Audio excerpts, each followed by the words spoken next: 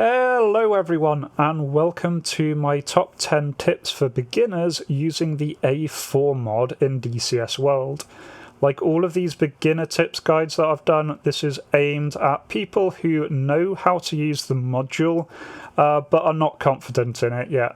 About the people looking to take it out for the first time in a multiplayer setting, so I won't be going over the basics, but will be covering a number of things that either I didn't know when I was first starting out, or I know that other players very often don't know about. So without further ado, let's jump in with our first tip.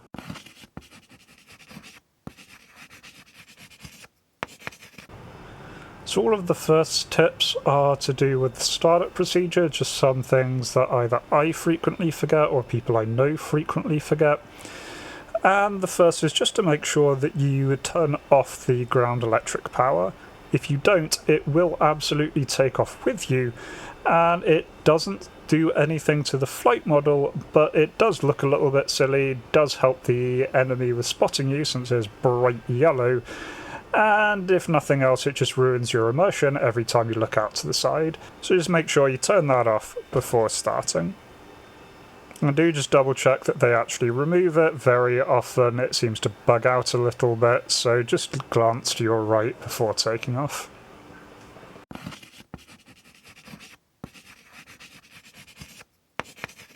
Second tip then is for taxiing. I know a lot of people have trouble taxiing in the A4, and it is quite difficult to taxi.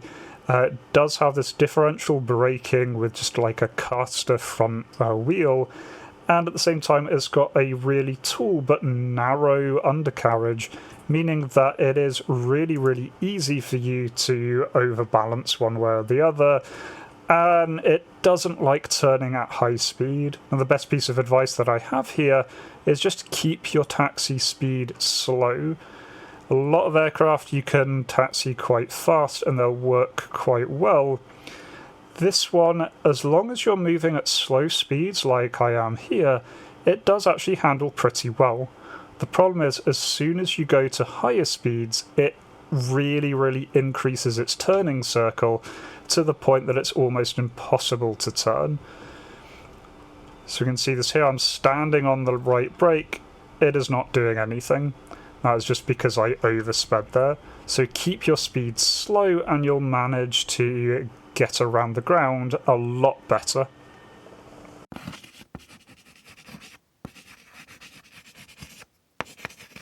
Now while we're crashed here, we can go through the next few tips.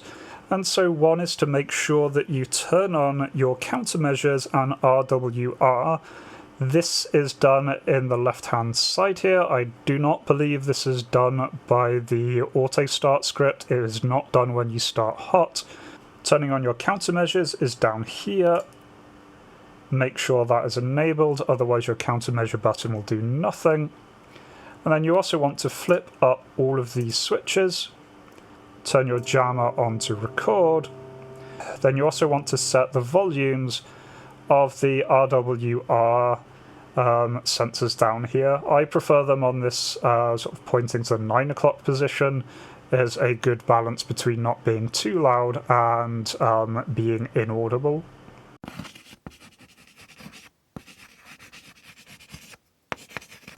Now, one thing that a lot of people don't know is that the A4 does come with its own onboard jammer, and it is really easy to set up. All you need to do is right-click this switch to put it into the repeats position. If this is in the repeat position, your jamming is functioning. Now this does come with all of the same downsides that you would normally associate with a jammer, that it does very much highlight your direction to everybody. They just can't get a lock or ranging easily, but it will lead them right to you. So use this selectively. Very nice to have on if you're doing a seed strike. Very nice to have on if you're trying to evade an enemy with Fox 1s. Probably not the best thing just to leave on for general flight though.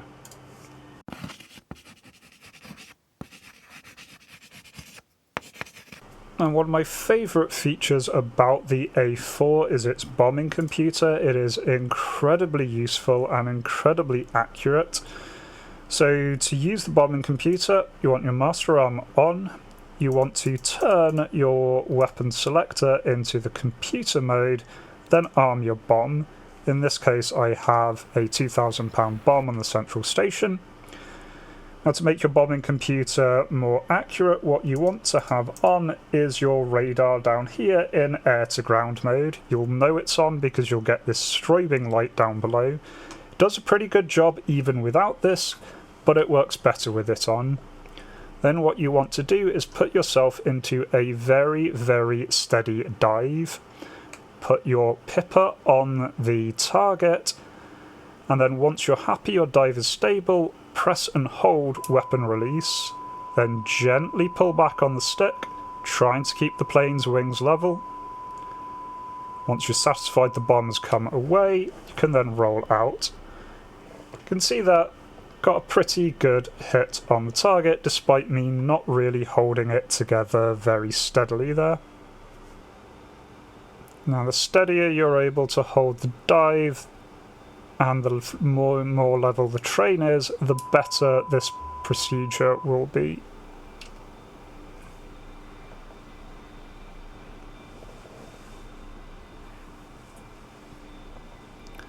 See, they're getting pretty good hits either side of the target. One other thing to note is if you do set your weapons to ripple salvo there, you will know when the bombs come off the rail as the lab's light will go out. So you can still use the ripple salvo setting even with a single bomb. All you need to do is make sure that you only have one station armed. Otherwise employment is exactly the same. So here I am, happy with the target. Labs enabled, pulling up, and there, when the light goes off, that is weapon release.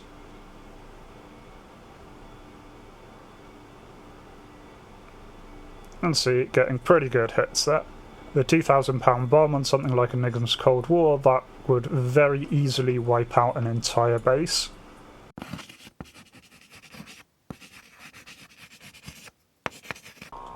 Now, the A4 is an attacker, and so its primary job is ground pounding, but that is not to say that it is a pushover whatsoever when it comes to a dogfight.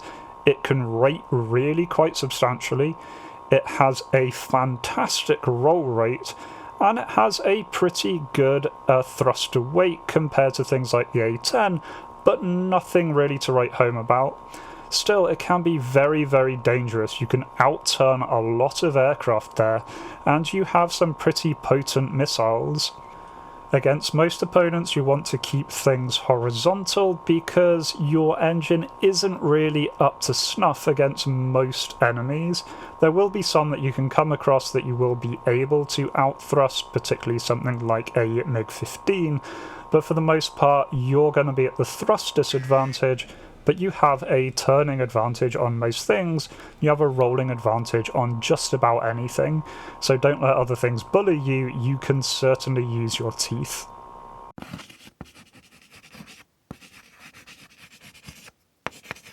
One quirk that is really important to know with the A4 is that you have limited gun charges. So with Master Arm on, if I try to fire my gun normally, nothing's going to happen. I need to go to guns ready. I hear a bang, and then the guns are armed. Now, if I want to turn the guns off, if I want to use some other weapon, I have to move the guns back into the safe mode. Hear another bang, guns are now safe. That's like a lot of aircraft. What makes this a bit different is now the guns are unarmed, and to arm them again I have to move it back into the ready position. That fires another arming charge. I can fire. The problem is I only get 3 arming charges. So now that I've tried to do that for a 4th time, my gun is now useless. Doesn't matter how many times I try and rearm this, I will never be able to fire the gun again. So do be careful here.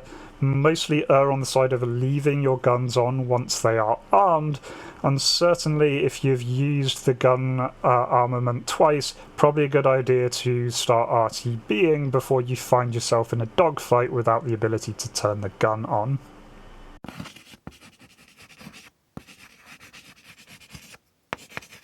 Now the gun pods in the A4 are absolutely fantastic. I normally just take a single central one if I'm going on a cap flight, but it works incredibly well.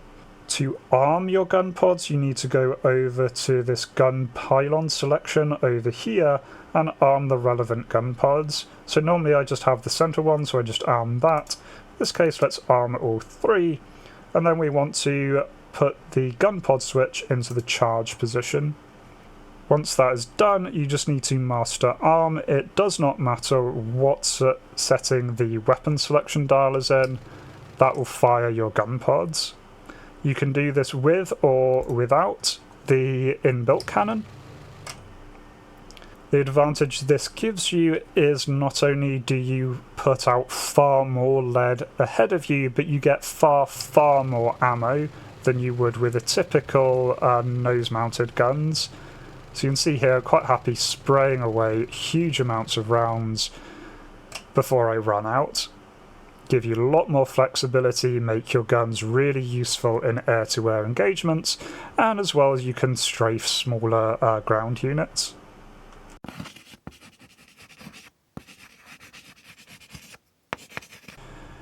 Now, another little tip that I learned rather embarrassingly myself is that if you try and fire the rocket while in the bombing mode, the plane will do its very best and will drop the rocket pods as if they are bombs.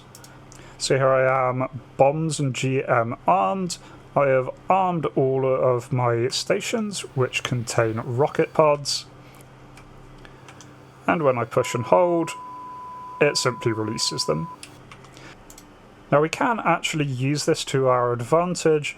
It doesn't work for fuel tanks, you have to drop those with the emergency jettison, but what you can do is, for example, if suddenly I get bounced on the way to a target and I want to very quickly eject all 4 stations, I just need to arm them and then pickle them as if they were bombs, and now I'm free to engage in a dogfight.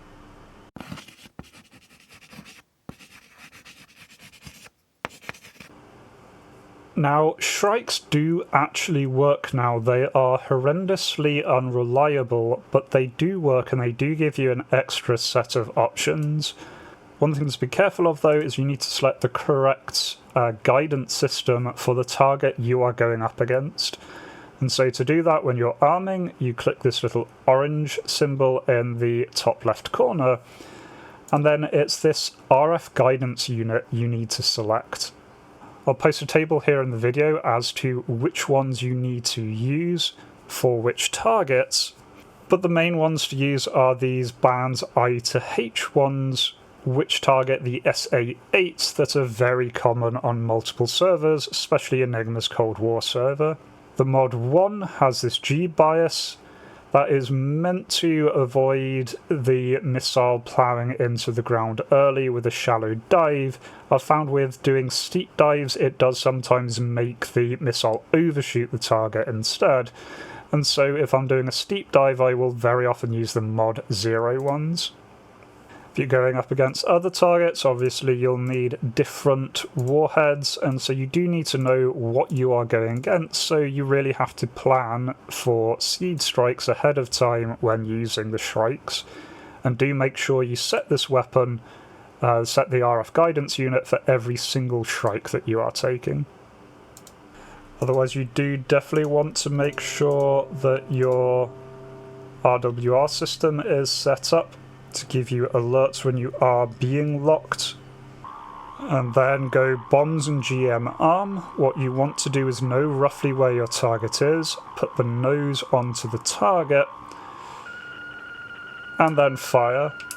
And really you want to be firing a lot of missiles all at once because they have a very low hit probability. Also bear in mind here that you are very much at risk.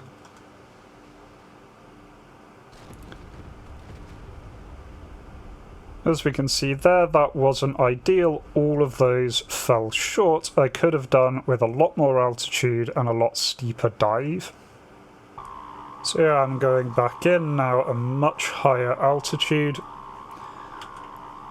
You can tell your weapons are armed correctly when you get this horrible noise, and it will increase to a shrieking pierce when you get the tone.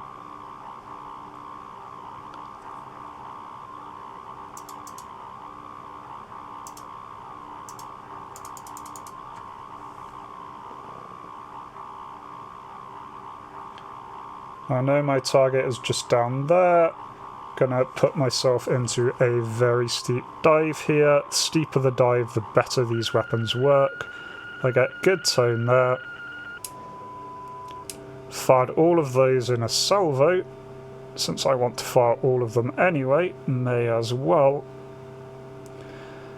Now, one thing to bear in mind, you do want to keep the radar looking at you, and so you are acting essentially as bait for your own weapons. And there we go, you can see there, that time, good shack, target destroyed. Now you absolutely cannot rely on these. I would suggest firing all of your Shrikes at a single target. Ideally that's 4 Shrikes, but that would mean not taking any air-to-air weapons, and so very often I just go with 2 Shrikes while heading in. But I would fire all of them at a single target, and ideally have a wingman there with you, and so you can all be firing at the same time. That means that you can cover each other, watch for SAM fire together, and importantly, if you fire 4 to 8 Shrikes, hopefully one will be hitting. So those are my tips. If you have any others you'd like to add below, please do. I've had some really good feedback on these in the past. If there's any other guide that you'd like me to put together, please do just let me know down below as well. And otherwise, I hope to catch you in a future video. Until then, remember to be kind to yourselves and everyone else. Cheers.